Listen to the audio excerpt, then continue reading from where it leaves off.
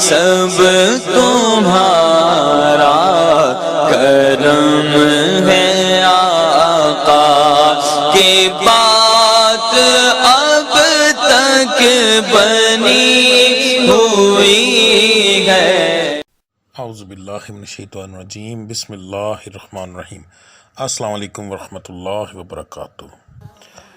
آج میں پھر سے ایک دفعہ نئی ویڈیو بنانے لگا ہوں ناد علی کے متعلق، کیونکہ میری پچھلی ایک ویڈیو کے اوپر اتنے زیادہ کمنٹس اور کچھ چیزیں آئیں جن کے جواب دینے بہت ضروری ہیں، اور کچھ ایسی خاص باتیں جو اس میں نے نہیں بتائیں وہ اس میں بتاؤں گا۔ مگر سب سے پہلے ناد علی کیا ہے اس کے بارے میں سن لیں، مختصر جواب دوں گا اور ٹھوس جواب دوں گا۔ ناد علی ایک ربائی ہے، ربائی یعنی شعر، جیسے ایک سیدھی سی بات کرتا ہوں، کسی ولی اللہ کی بنائی ہوئی ربائی، جس نے تعریف بیان کی، جس نے یہ چیز ساری لکھی۔ یہ وہ الفاظ نہیں ہیں جو اللہ کی زبان سے ادا ہوئے۔ اکثر شیعہ حضرات یہ کہتے ہیں کہ جی فتح خیبر کے مقام پر یہ نازل ہوئی جیسے قرآن مجید نازل ہوتا ہے، اور اگر ایسی بات ہے کہ اللہ کی طرف سے یہ ہوئی تو پھر اس کا ذکر، پہلی مثال دے رہا ہوں کہ وہ چیز جو اللہ کی ذات کی طرف سے وحی کے ذریعے نازل ہوئی، اس میں سے ایسی تمام چیزیں قرآن کا حصہ ہیں، تو یہ قرآن میں شامل نہیں ہے۔ تو اس کی پہلی دلیل یہ ہے کہ یہ فتح خیبر کے مقام پر نہیں آیا۔ دوسری بات، ثبوت دینے لگا ہوں کہ 9ویں ہجری تک کسی کتاب میں کسی اصحابی نے، کسی نے بھی ناد علی کا ذکر نہیں کیا۔ آپ جا کر اگر سرچ کریں گے تو 9ویں ہجری کے بعد ذکر ہے، یعنی 900 سال کے بعد، آقا کریم دو جہاں صلی اللہ علیہ وسلم کے پردہ کرنے کے 900 سال کے بعد ناد علی وجود میں آیا، اور اس کے بعد ہی یہ سامنے آیا۔ اب یہاں پر کچھ چیزیں ایسی ہیں جس کو پھر بڑھا چڑھا کر بیان کر دیا گیا۔ یہاں ایک چھوٹی سی گزارش کروں گا کہ اکثر لوگ کہتے ہیں کہ آپ فرقہ واریت کے بارے میں بات کریں۔ نہیں بھائی، جہالت ہر فرقے میں موجود ہے۔ یہ نہیں کہ ہم یہ کوئی چیز سن رہے ہیں تو ہم شیعہ کو غلط کہیں گے۔ شیعہ حضرات بہت سے معاملات کے اندر ٹھیک ہیں، مگر ان کے کچھ لوگوں نے ایسی باتیں کر دی ہیں جس کی وجہ سے غلط فہمیاں بہت زیادہ ہو چکی ہیں۔ اور شیعہ میں بھی کافی فرقے ہیں، جیسے سنی اور وہابی میں، ٹھیک ہے، اہل حدیث بھی کہتے ہیں۔ تو اس لیے آپ یہ چیز ذہن میں رکھیے کہ ہر چیز کو ہم غلط نظریے سے نہیں دیکھتے۔ میرا کام ہم کو انفارمیشن دینا ہے جو حقیقت ہے۔ اس کو اگر ہم غلط انفارمیشن کو چلتے رہنے دیں گے اس ڈر سے کہ کل کو فرقہ واریت ہوتی ہے یا کوئی ایسی بات ہے تو وہ اور پھیلے گی، ہر بندہ اس کو مانے گا، تو اس کو کریکٹ کرنا صحیح ہے۔ دوسری بات، ناد علی کو پڑھنا شرک نہیں ہے، اس کو بھی بیان کرنے کا طریقہ غلط ہے۔ میں یہ جو ابھی ناد علی کی تصویر لگا رہا ہوں، یہ عام ناد علی ہے جس کو ہر کوئی سب سے زیادہ پڑھتا ہے اور اسی طریقے سے پڑھا جاتا ہے، اور یہ شیعہ اور سنی دونوں میں۔ اب اس میں چھوٹی چھوٹی کچھ ایسی باتیں سمجھاؤں گا جو کہ آپ کو بہت تسلی سے سمجھ آ جائیں گی۔ یہ ایک بہت خطرناک چیز ہے، آپ کی بہت مہربانی پوری تسلی سے میری بات کو سنیے گا، سکپ نہ کیجیے گا۔ بسم اللہ الرحمن الرحیم۔ سب سے پہلے اوپر، ناد علی مظہر العجائب تجدہ اون لقا فی النوائب کل ہم و غم سینجلی، یہاں تک کا ترجمہ آپ پڑھیں گے۔ عجائب خدا کے جلوہ بردار علی ابن ابی طالب، یہ پہلے یہ بتا دوں کہ ایک شیعہ کے ہاتھ کا ترجمہ ہے، ٹھیک ہے، مختلف لوگ مختلف ترجمے کرتے ہیں۔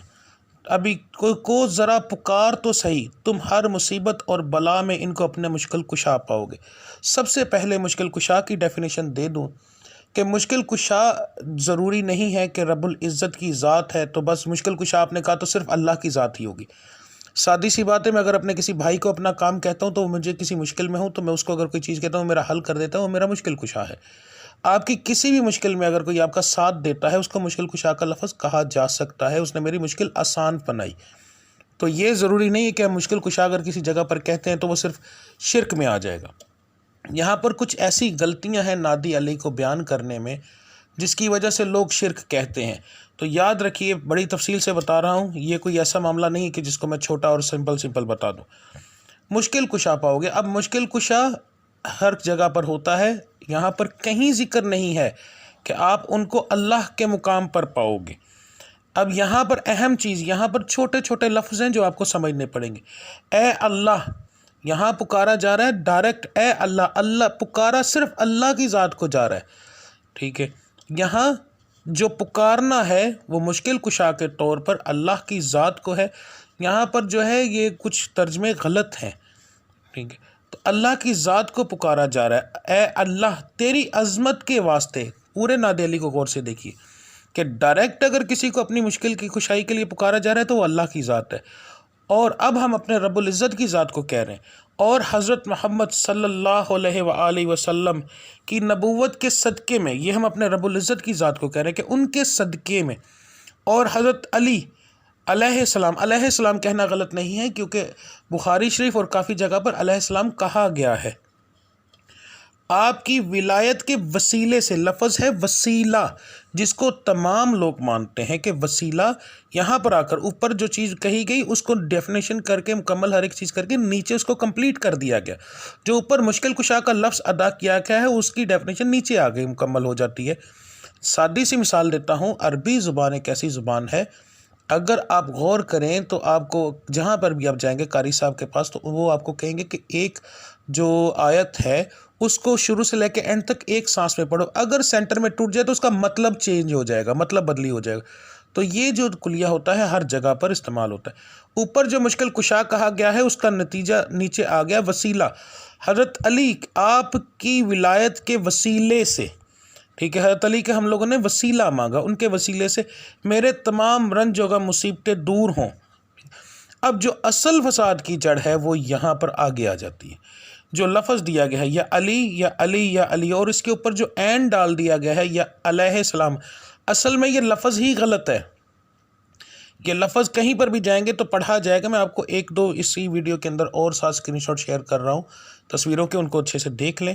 لکھا ہوا ہے نیچے یا علی یو، لفظ یا علی نہیں ہے یا علی یو ہے، پڑھنے میں بھی یہی آتا ہے یا علی یو یا علی یو یا علی یو۔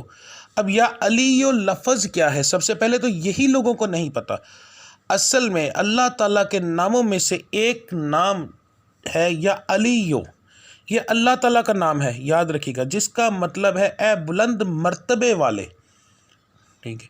ہم یہاں پر بھی اللہ کی ذات کو پکارتے ہیں، مگر یہاں پر جو ان لوگوں نے ایک غلطی کی ہے، جان بوجھ کر کر دی، وہ اللہ کے نام کے ہٹا کر یا علی یا علی یا علی اور آگے این ڈال دیا، تو 100% ہو گیا کہ ہم یہاں پر حضرت علی کو پکار رہے ہیں۔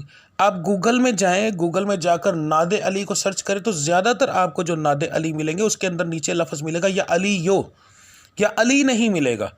تو یہ جو بیچ میں ان لوگوں نے فرق ڈال دیا ہے، کچھ لوگوں نے، یہ وہ فرق ہے جو ہمیں آپس میں لڑانے کے لیے ہے۔ یہ شیعہ نے بھی شاید ہو سکتا ہے نہ ڈالا ہو، ٹھیک ہے، کوئی ایسا آدمی جس نے یہ بنا دیا ہو تاکہ شیعہ سنی کا آپس میں فساد ہو۔ آپ بھی جانتے ہیں کہ ہمیں لڑانے کی ہر طریقے سے کوشش کی جاتی ہے، تو کبھی کبھار یہ بھی ہوتا ہے کہ انسان اس چیز کو مان لیتا ہے۔ تو پہلے نمبر پہ جو تفصیل تھی، شرک کیوں نہیں ہے، کہ ہم شروع سے لے کر اینڈ تک اس ربائی میں، پھر کے لفظ عطا کر رہا ہوں، ربائی، ٹھیک ہے، ربائی کے اندر ہم شروع سے لے کر اینڈ تک مدد اپنے اللہ کی ذات سے مانگتے ہیں، صدقہ ہم اپنے نبی کا مانگتے ہیں، وسیلہ ہم اپنے علی کا مانگتے ہیں، اور یاد رکھو کہ جہاں علی کا وسیلہ نہیں وہاں کچھ نہیں۔ اینڈ میں ایک بات بتا دوں، اگر میری بات یہ بری لگے تو کوئی بات نہیں، لگنے دیں۔ حضرت علی کو جھوٹی باتوں کا سنا کر یا ان کی جھوٹی تعریفوں سے کوئی فرق نہیں پڑتا، علی کی شان شان ہی رہے گی، علی کی شان میں کوئی اضافہ نہیں ہوگا جھوٹی باتوں سے۔ علی کی شان میرا رب العزت کی ذات جانتے ہیں، جب میرا رب جانتا ہے تو دنیا جانے یا نہ جانے کوئی فرق نہیں پڑتا۔ لاکھ بندہ کہہ دے علی غلط ہے، مگر جب میرا رب کہہ رہا ہے کہ علی صحیح ہے تو پھر لاکھوں کی کیا اوقات ہے اس کے سامنے۔ تو علی سے، میرے حضرت علی سے، حضرت علی کرم اللہ وجہ، حضرت علی علیہ السلام، جیسے آپ کا دل کرے پکاریں، ان سے جھوٹی باتوں کا منسوب کر کے ان کی عزت نہیں بڑھے گی، ان کی عزت پہلے ہی بہت زیادہ ہے۔ ہر انسان جانتا ہے کہ جو علی سے منکر ہے وہ نبی سے منکر ہے، جو نبی سے منکر ہے وہ رب سے منکر ہے۔ تو یہ ایک لڑی ہے جس سے ہم منکر نہیں ہو سکتے۔ تو میرے بھائیوں، یہ چھوٹی چھوٹی چیزیں جو کہ نظر نہیں آتی، اصل فساد کی جڑ یہی ہوتی ہیں، ٹھیک ہے۔ یہاں پر ساری چیزیں جو آپ لوگوں کو سمجھائی جا رہی ہیں وہ یہ ہے۔ اگر اس کے بارے میں پھر کوئی سوال باقی رہ جائے تو اب لازمی پوچھ لیجئے گا، میں انشاءاللہ اپنی طرف سے پوری کوشش کروں گا آپ کو اس کے بارے میں بتانے کی۔ ملتے ہیں اگلی ویڈیو میں، تب تک کے لیے مجھے اجازت دیجیے۔ اللہ آپ سب کا حامی اور ناصر۔ السلام علیکم ورحمۃ اللہ وبرکاتہ۔